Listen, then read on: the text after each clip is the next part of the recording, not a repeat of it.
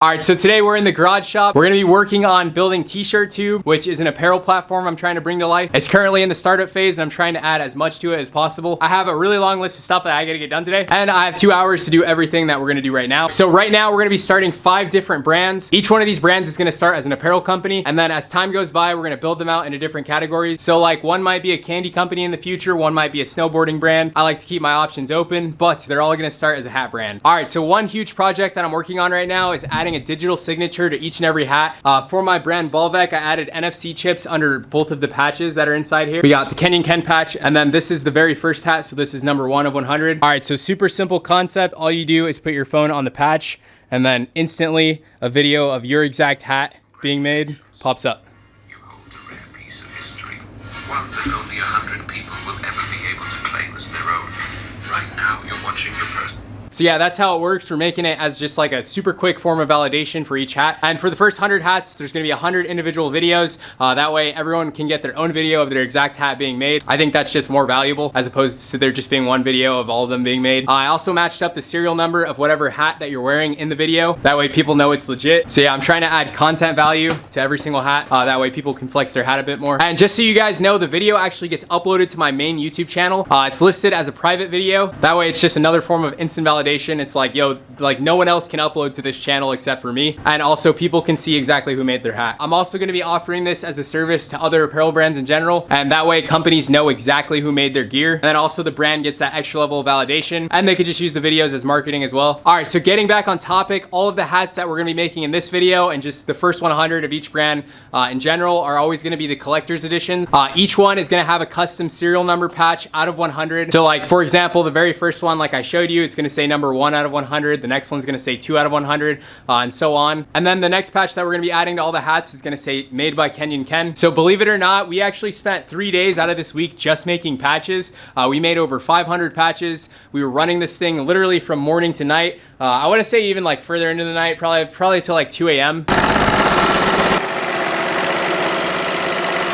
So yeah, we've been putting this thing to the test. All right, so the designs that we're gonna be making in this video are all Generation 1 designs. Super simple, straight to the point. The logo for most of these is honestly gonna change over time, but even still, these will still be the first generation for these brands. The goal is for people who brought the first generation hats to be wearing them around later in the future, and people will be like, yo, that's a knockoff hat. They don't make hats that look like that. And then you'll just be like, no, this is the original design. And then you got the patch to prove it, and then the video. All right, guys, so let's go ahead and jump into making these. For this video, I'm actually not gonna be turning on our robot Stitch Beast since we're on a time crunch, but I do have a bunch of new things I'm gonna be adding on to him. Honestly, he probably looks way different than when you saw him last because I'm always adding stuff to him. But right now I'm working on a bunch of different character profiles to test out with him. I'm also trying to get the electronics that he has functioning to where he can actually control them. And unfortunately, he'll be able to actually shoot me with stuff. Probably not that, because that actually hurts. That's a straight up BB gun, and that's super close range. But like, I'm making a marshmallow shooter for him, and then we got the Orbeez gel blaster right here. Honestly, this has been probably one of the funnest projects that I've ever done. It's like forcing me to learn how to code, and then also to learn about circuit boards and electronics and all that. So if you're wondering why I haven't been posting for the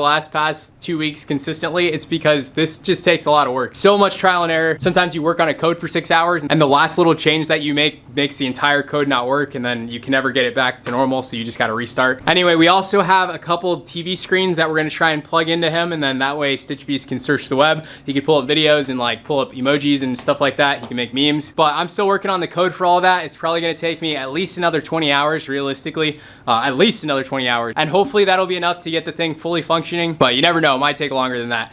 Make sure you hit subscribe if you're not, so you can see those videos coming up soon. Another huge update that I have for you guys that just happened within the past 2 weeks is my 14-year-old Australian Shepherd, Pixel. She passed away. One of the best dogs I've ever owned, by far the smartest dog I've ever owned. So I was really bummed out a couple days about that. And I kid you not, literally 2 days after she was gone, I made a shirt for my buddy. He was like, hey, I need a shirt made. Can you do it super fast? Made it for him, and he's like, hey, do you want a bunny? And I was like, yeah, I want a bunny. So he gave me a baby bunny that he had. I'm gonna go grab him for you guys, that way you can see. All right, so, oh no, my light, no! This is my new bunny. His name is Bugs.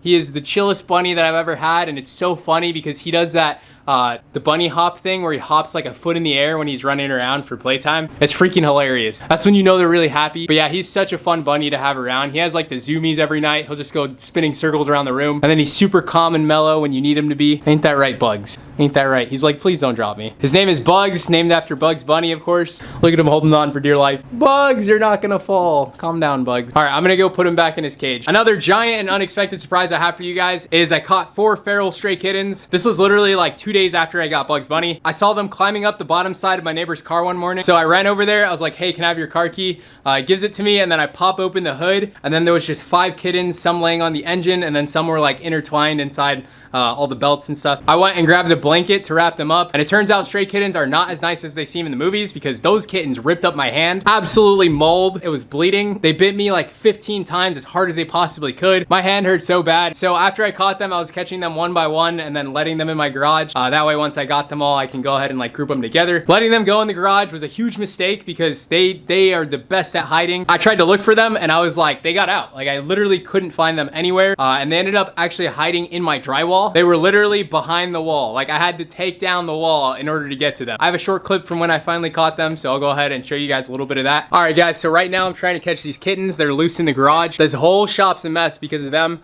I had to move all this stuff from against the wall because of course they're just hiding right behind it. So finally moved all of this to the center of the room, and then they found a new hiding spot, which is behind the drywall. So I literally had to take one of the panels of drywall off. You can see right there. And there's another panel that they all just crawled under. So I'm gonna go ahead and remove that panel, and hopefully they'll just have nowhere to go. These are the craziest kittens I've ever witnessed in my life. You can't really tell on camera, but my finger's swollen. A couple of my fingers are swollen because they keep biting me. And I'm even wearing gloves, but they're just biting straight through the rubber. Ended up catching 4 of them. There was 5. So right now I'm setting up this dog kennel that I had. I'm trying to like make it so they can't just squeeze through. So I'm trying to put cardboard there, and I think I'm just gonna go ahead and use chicken wire instead. I think that's a lot more reliable. So yeah, I'll get back to you guys if I'm able to catch them tonight. If not, I'm gonna leave food out for them. Actually, what am I saying? I'm gonna catch them right now. All right, guys, so it's been about an hour. The shop is ripped to shreds right now, but we finally got the 4 kittens. There's 2 orange ones, there's a gray and a black one, and then there's an all gray one. Okay, so as you guys can see, I lined the entire cage with chicken wire, and these guys are escape artists. They know exactly where to look for all the possible escapes. It's so wild. I've never seen cats this crafty. Why y'all so mean, dude?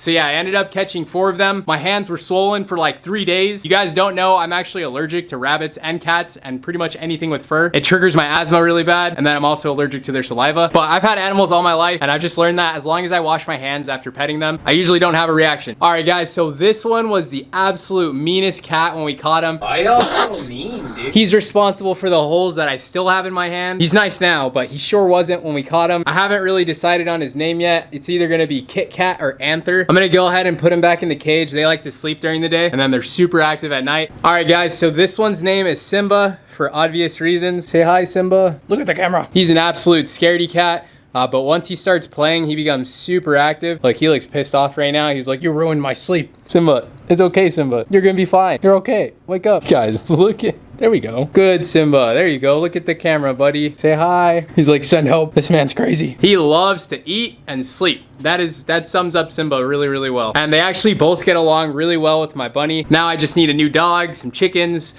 a horse, and maybe 10 acres of land. That way we can have tons more animals. All right, I'm gonna go put Simba away. Say, I was out jumping around till 4 a.m. And the other 2, in case you're wondering, I gave away to my neighbor already. Let's go ahead and jump into making these hats. The very first brand that we're gonna be starting is called Rixton. The goal for Rixton as of now is to keep it an apparel brand. Maybe we'll move it into like high-end watches in the future, or even like a cologne. And then the next brand after that is called Threx. It's a streetwear brand. Every new drop is gonna level up this brand, and the goal for this one is to sell 100,000 units per drop. And this one I'll probably make into an energy drink company at some point. The third brand is gonna be called Seco. It's also gonna be a streetwear brand, and then the goal is to expand this one into shoes as well. The 4th brand is named Perix, and then the 5th brand is called Malex. Both of these brands are gonna start out as apparel brands. For Malex, the goal is to turn it into a high-end brand, not just for apparel, and Perix will just stay an apparel brand for now. I'm gonna go ahead and stitch all 5 of these hats in one sitting. That way we don't drag this video on longer than it needs to be. And just Just in case anyone's new, Tajima was nice enough to give us this brand new embroidery machine to make all our hats with. It's their newest machine. It's called the TMEZ. They want me to show you guys like the newest feature on this because I guess it's extremely groundbreaking for this industry. It has auto thread tensioning, which makes it so you don't have to worry about the tension of every single thread. Personally, I've never had an embroidery machine before this one, so I don't really know the struggle of having to tension the thread yourself and all that. I've actually talked to a few other guys who run shops and have these things inside of them. They told me it's an absolute blessing to not have to worry about thread tension. So yeah, if you're thinking about getting an embroidery machine, go ahead, check out theirs. All right, so I already got 2 hat blanks ready to go. We got the gray and blue one already loaded on the machine. We got the black and camo loaded on the second frame here. I got to pick out 3 more. Here's all the colors we have to choose from, and then we also have a bunch more on the wall back there. I'll get back to you guys when all the hats are done stitching. That way we can sew on the tags and then get the NFC chips in them.